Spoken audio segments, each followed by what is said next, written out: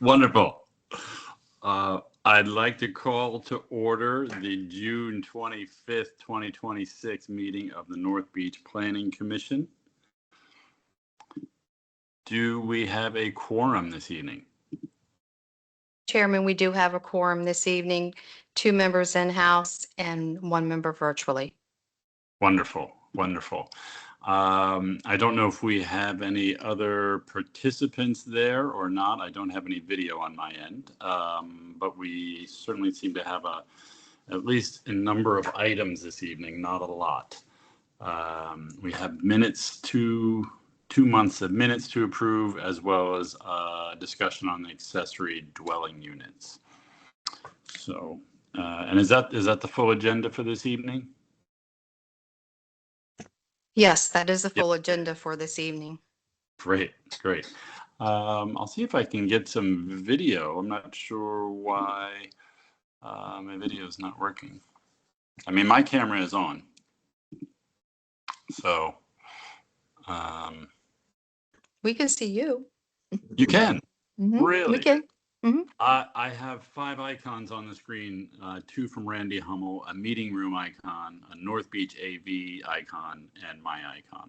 So I'll just go ahead and go then. Apologies if any of that was my trouble on my end. I logged in with the university account and I did have some trouble with permissions like you were talking about. So then I just switched to kind of an anonymous. I just logged into Teams, anonymously. So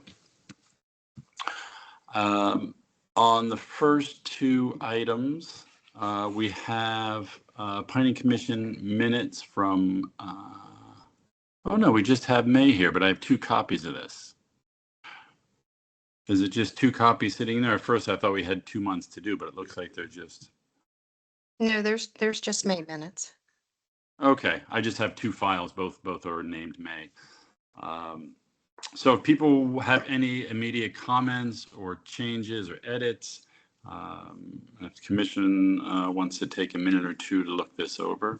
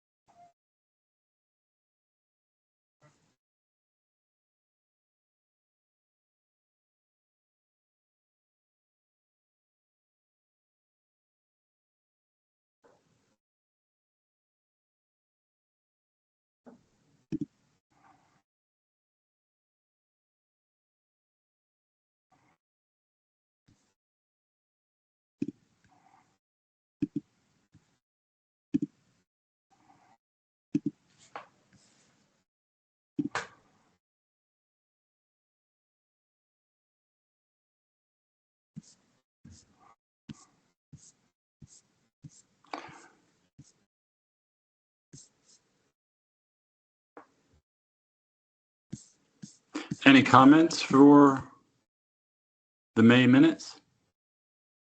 No. No. If there are no comments or edits, would someone like to make a motion?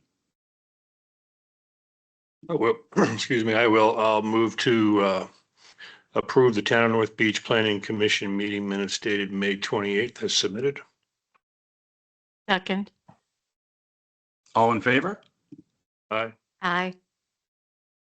Aye.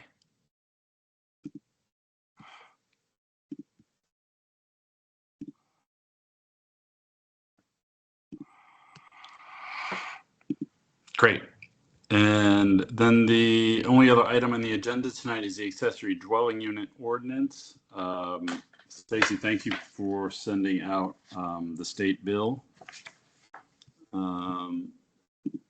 I'm not sure the best way to proceed on this, if we wanted to just have an open floor. If we wanted any input from council, or any other briefing to start off. Chairman, I believe Town Attorney Alyssa Levon is going to start the discussion this evening. Wonderful. That sounds perfect.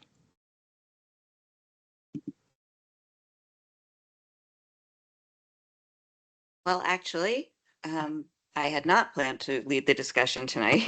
I had assumed that your planning department would, because I did not prepare this ordinance. So I'm going to defer to your administrator, zoning administrator, to talk about the draft.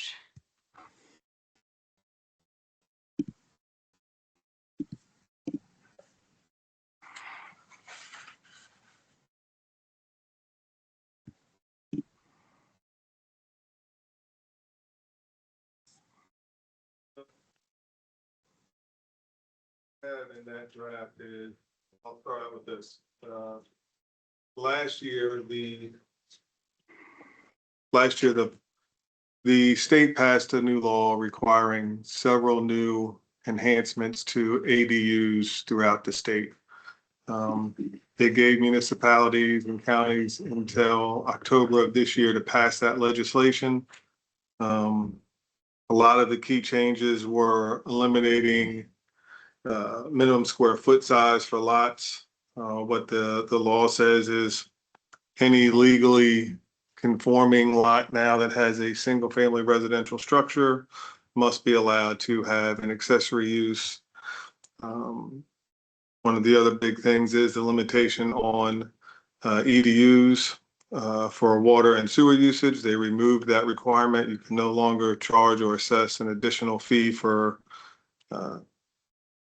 the ADU, so long as that ADU is capable of having its water and sewer use go through the primary structure. You cannot require parking if there is mass transit available within 3/4 of a mile, I believe, without a major parking study done. And the other big change is the size of the ADUs can be up to 75% of the size of the main structure. So we already had an ADU ordinance in place. I made some adjustments so that it would meet the current requirements, and that is what I have sent out for you to review. I believe I covered most of the major changes.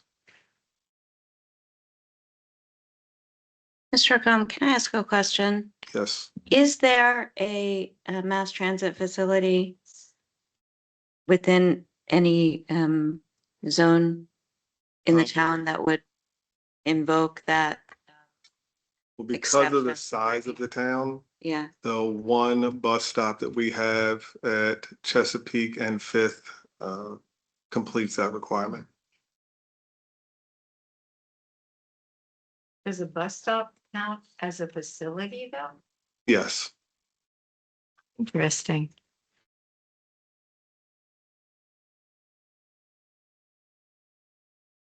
Yeah, that bus stop is operated, it's a state operated route, so it does qualify.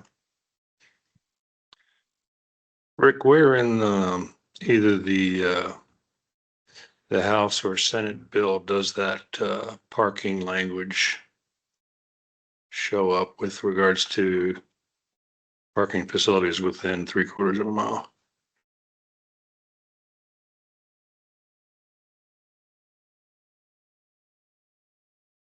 Don't have the bill in front of me, but I'm trying to pull it up.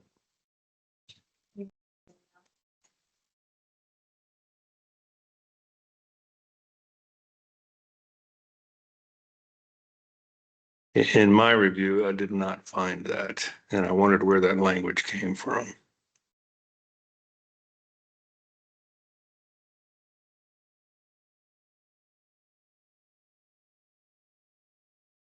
And that's because the parking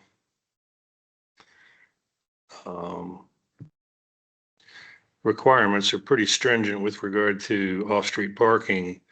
And so any sort of, I don't have it, Stace. yeah, any sort of restriction that's not, in my opinion, verbatim from the bill, sort of, it constitutes a restriction. So in the version of the bill that Stacy sent out Which I'm- one? 96 or this 97? afternoon, 466. 66. Which bill? Is it- I'm sorry, 1466, Is it 1960, 196, House bill or Senate bill? House Bill 1466. Okay. Chapter 197, okay. That the language of the mass transit facility is struck through. So do we know whether, in the end, the enrolled version had it or didn't have it? Which paragraph? I'm on page 7 of the bill. I'm gonna go to the Lexis version of the, actual law and find out what we can find out. Are you going to Alexis? Yeah. Okay, that's what I was pulling up. I'm not seeing that in 196. So,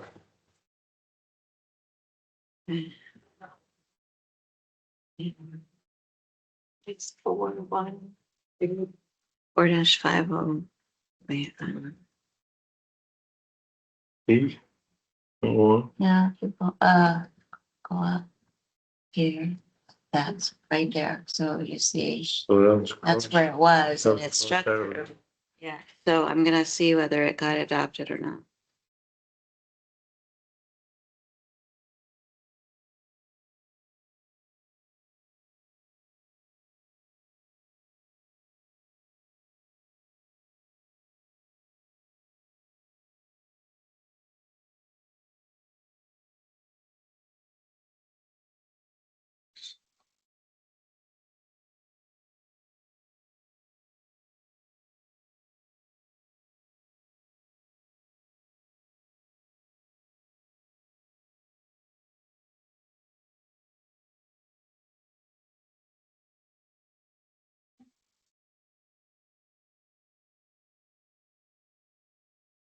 It's struck in both the House and Senate bills. It should be on page 7 of the bill that was enrolled under land use 4504B4. Yeah, but it's struck through in both the House and Senate bills. Well, you may not have the right version of the bill. That's what I'm gonna, let's Okay. take a look. Yeah. I'm in Lexis. It's a paid thing. You can't, Okay. you won't get access to it. And also, does anybody know if this is potentially going to be contested in court? Just because it seems like a unique reach into what's typically a locally administered zoning effort. That is true. However, in the last several sessions of the legislature, they have exhibited increasing willingness to step on what we perceive to be traditionally home rule kinds of authority and to Yeah. preempt local authority. So I have not heard in my travels through the municipal world of anybody who has filed a challenge to it. I expect that the municipal league will not. They worked with the bill drafters to try and get the least offensive version in their view anyway of this bill that could go through. I'm not sure all of the league's members were in agreement of the position that the league took on that, but so I expect that they won't lead the charge on something like that, whether an individual and jurisdiction of maybe one of the larger ones, Rockville or Gaithersburg or one of those does, remains to be seen. I haven't heard of anything coming down the pike on that. And Okay. I'm not, I'll leave it at that. Okay.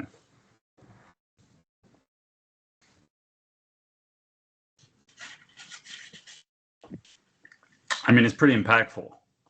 Mm-hmm. It's huge for this town.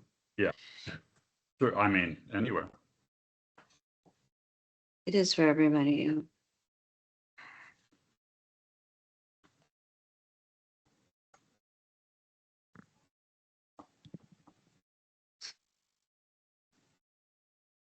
Okay. I don't see the term transit facility in the land use article provisions. I will continue to look, but it may have been stricken before it was signed. I don't know.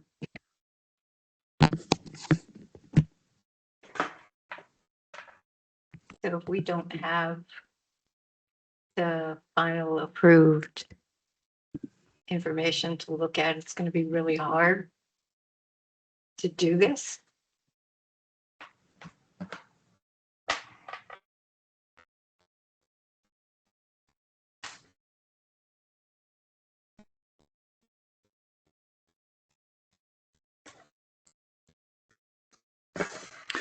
Any informal feedback from Chesapeake Beach or anybody connected with that to see how they're handling this or?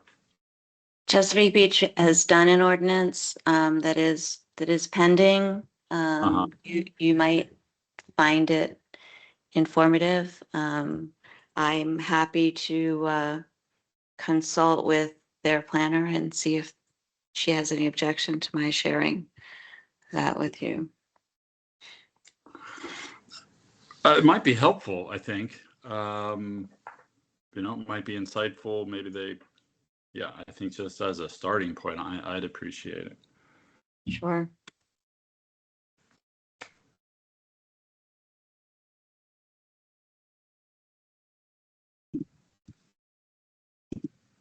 Would it not be a good idea for us to adopt the language that's been approved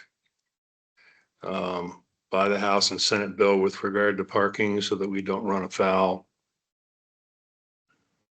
Yeah, I don't see any reference to transit at all. Provisions relating to accessory dwelling units in the land use article. No, I can't find it in the General Assembly now either, in the one that's published. And that, if we adopted that language, that would at least give us an opportunity, if we should choose to do so, to do a parking study if it ever became necessary. The language would be in the ordinance to do that.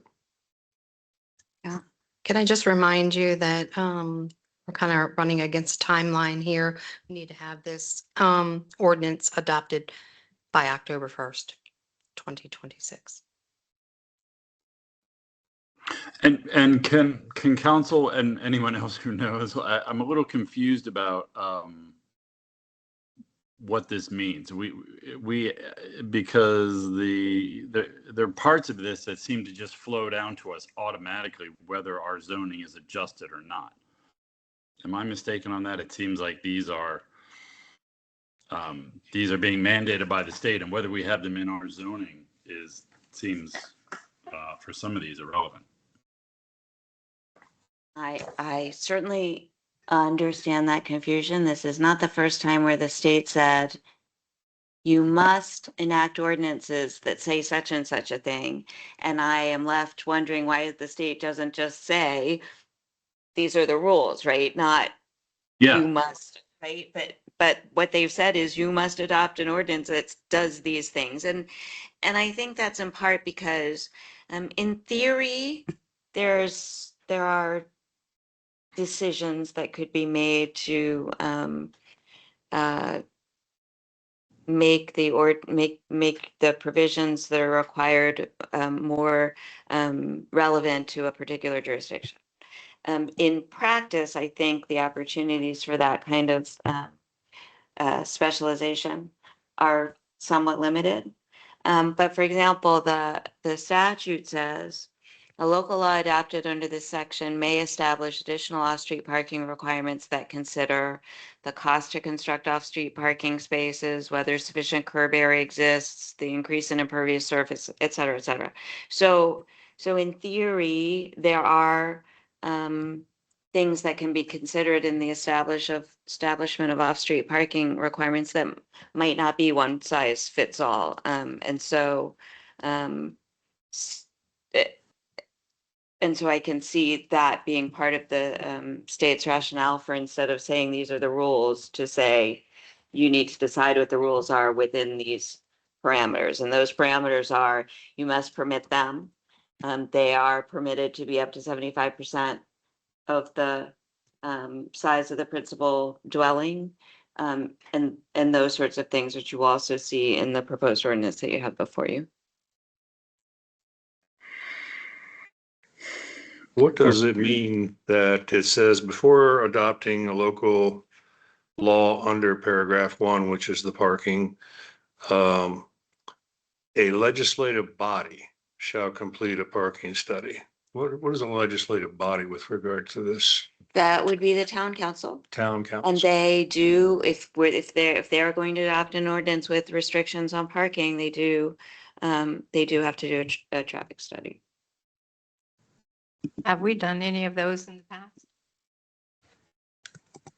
We have. We have, two- yeah. We have two previous, they're more than a decade old.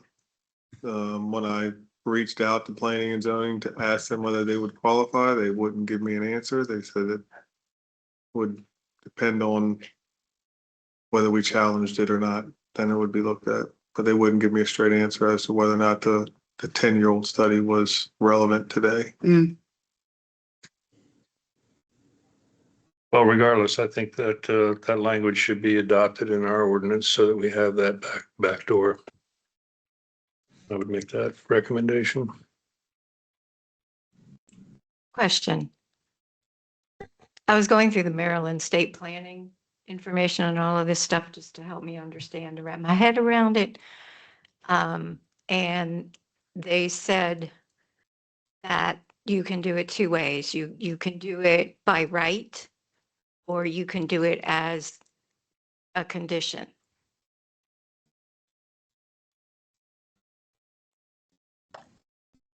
Wouldn't it be easier for us to do it as a condition and just list for the conditions, the different things that are encompassed in this?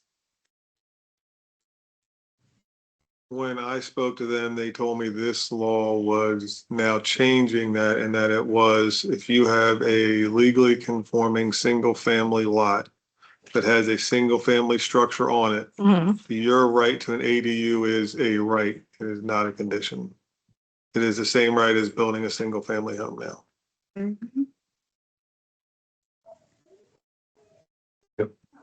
No ifs, ands, or buts. Yeah. I did have a second question on 300A.5 with regard to owner occupancy. We have included in our proposed ordinance, no owner occupancy requirement shall apply to an ADU, period. And I also did not find that language in the draft bills. And previously, our language said an owner of the lot must occupy at least one of the dwelling units on the lot.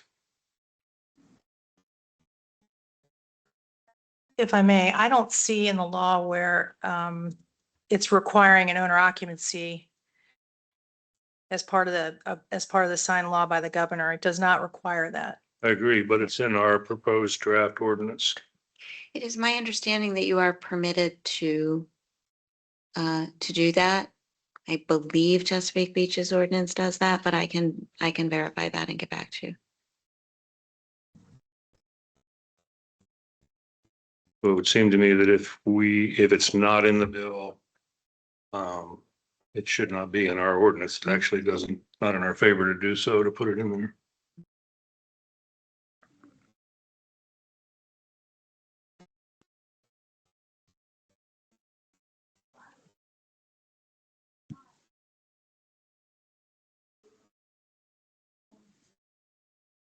And Steve, I'm sorry, where is that? I'm looking at this now. 300.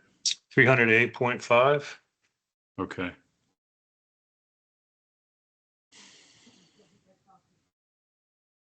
I mean, yeah, I mean, the same point also brings up the question about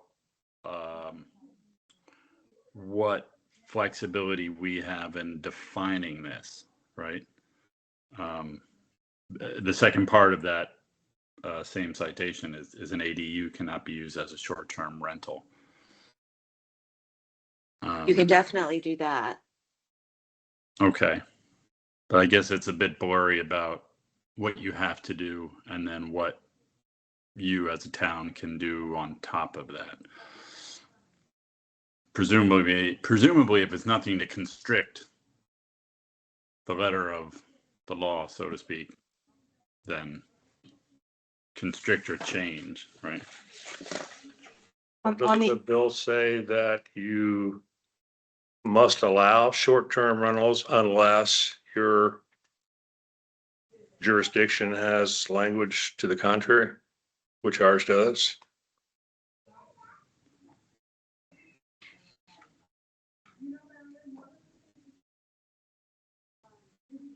We can restrict the vacation rentals from what I was told. Yeah. Sorry?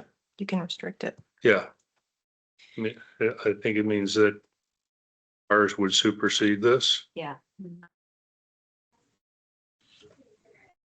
Can I jump back on the owner occupancy thing? And I think the reason that we put that in the draft is because the law, the way that we interpreted it was, it doesn't require the owner occupancy, but the law does not specifically prohibit it. So you could put that in as a requirement, correct? Okay. Which allows for absentee ownership of primary and ADU on the same property. With owner occupied. Well, I think she's saying we would include something in the ordinance that would not permit accessory dwelling units except where the primary dwelling unit was owner occupied. I think part of the problem is though, you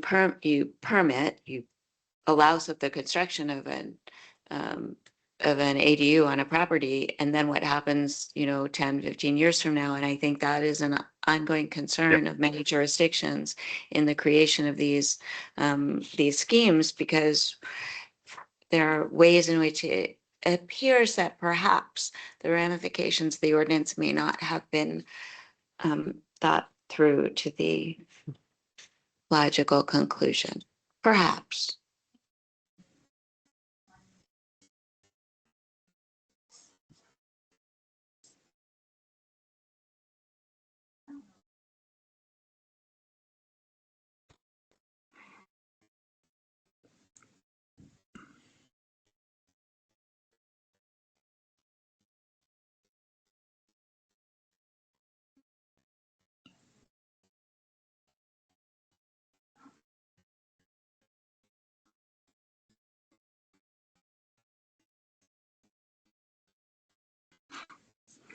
Alyssa, does that create, by requiring the owner occupancy, does that create a greater legal risk?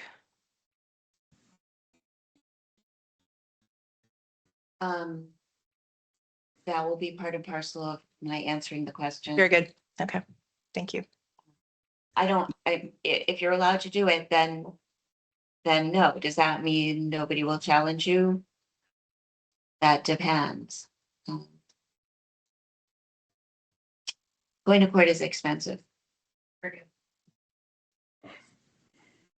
So it has to be somebody who is really invested in that process.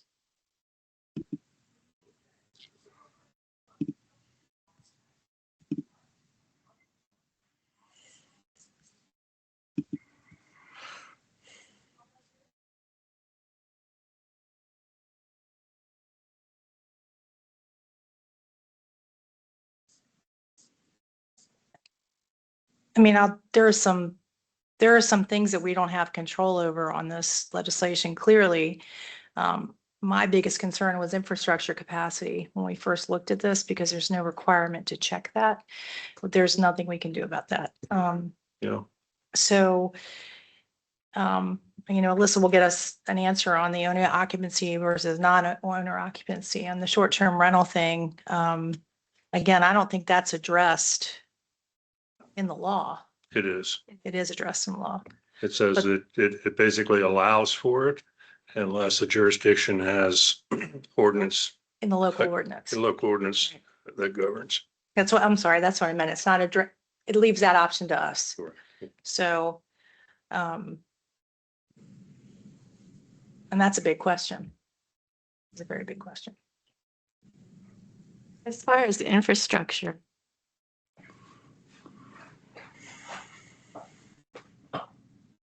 Down at the bottom under 4-504, B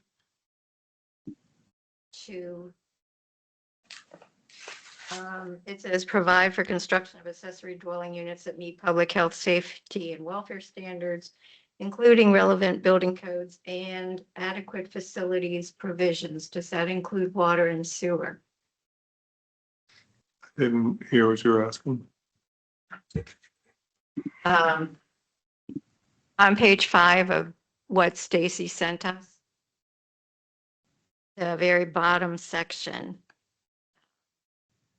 says provide for construction of accessory dwelling units that meet public health, safety, and welfare standards, including relevant building codes and adequate public facilities provisions.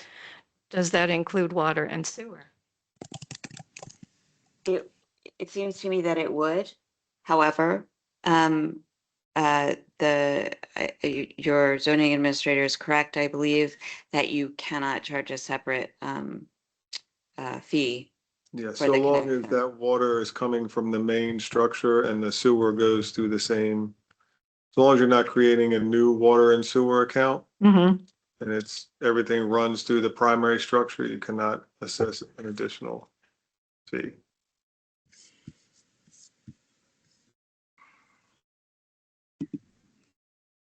And the way it was explained to me was an EDU is a 1-bedroom, 1-bath house is 1 EDU and a 10-bedroom, 10-bath house is 1 EDU. So adding an accessory unit doesn't change that consumption the way that the Maryland Department of Energy looks at water and sewer usage. And when you think about it, it makes sense because those fees are intended to be, capital connection type fees, right? And if they're not actually establishing a separate connection, then the charges are in theory recouped through water usage charges. Yeah, through consumption. Exactly. So any connection to those facilities will be the responsibility of the applicant's plumber and not the town. Mm-hmm. But specific to adequate public facilities, the town of North Beach does not have an APFO. Correct. We do not have that law. The county does, but we do not as a town have one. Are we still collecting a pass-through for schools? Development? I believe that's captured at the county County level. level. So Right, yeah. they handle it totally, we don't get it and then send it to them? No, they collect all the impact fees for schools. Let's change that. Okay, thanks. I have two thoughts on that. One of which is, I don't think there's any reason why you couldn't say make compliance with the county's APFO a condition. And also, I also don't think that there's necessarily anything that prevented you from establishing coordinate APFO regulations at some point in the future, should you decide that there is some sort of specific public facility that is not adequately handled through county legislation is impacting your citizen, your residents. I'm not thinking of one off the top of my head, but in theory, you're not precluded from adopting such a thing. I did find a section under the Maryland General Assembly as far as the parking. So you can require the off-street, but it does require the full parking study to be done. It's in the same, all of those things are in the same section. Yeah, and you must also provide a waiver process for that parking requirement, so.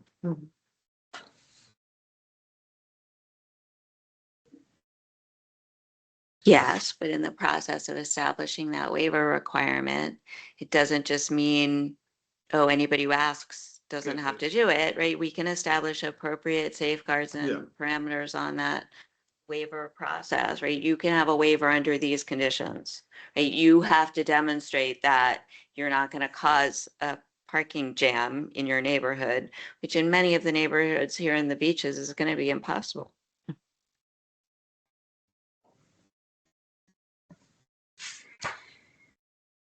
I'm not sure how we determine whether or not, or how we get an answer as to whether the parking study that was done 10 years ago would be relevant. I don't know how.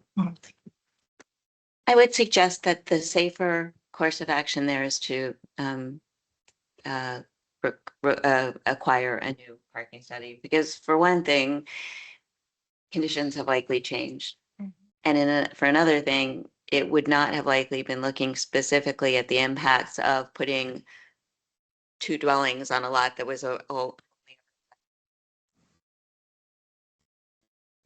essentially potentially doubling your density in all of your zones in which people have Single family. ADUs.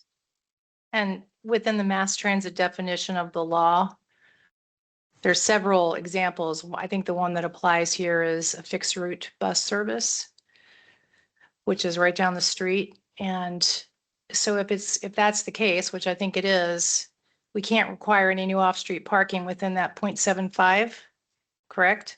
We think then- that got deleted. That one got deleted, Yeah. okay. And if it's even more than that, we can't require more than one spot.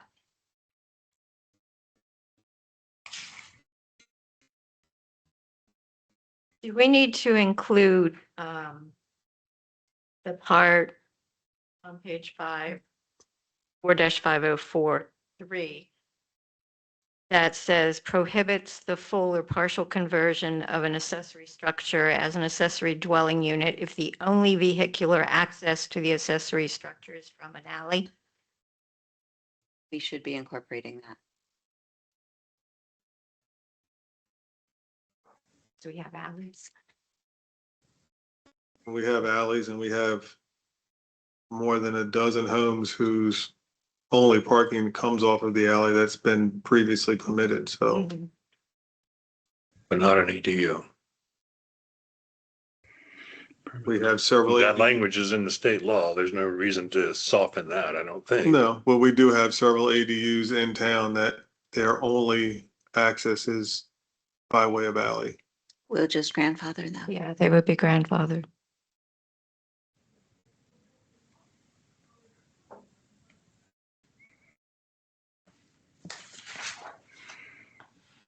Oh, one other thing. The setbacks. Yeah. Proposal is 4 feet. And our current is 5. Why are we going down? Because I think 5 is allowable under the state law. Um, It says for that may have been taken out as well and It changed. says a local law adopted under this section may not establish setback requirements that exceed the existing accessory structure setback requirements from the side and rear lot lines. I don't know what your current, I assume they vary from zone to zone. But you can't require them to be set back farther than The you. accessory structures are all 5 feet in all zones. Okay, so there you go. But That should be 5 feet. So it Yeah, should be but- 5 instead of 4. With the accessory structure, the new law says 4 feet. Well, that is more lenient. You're right, you couldn't make them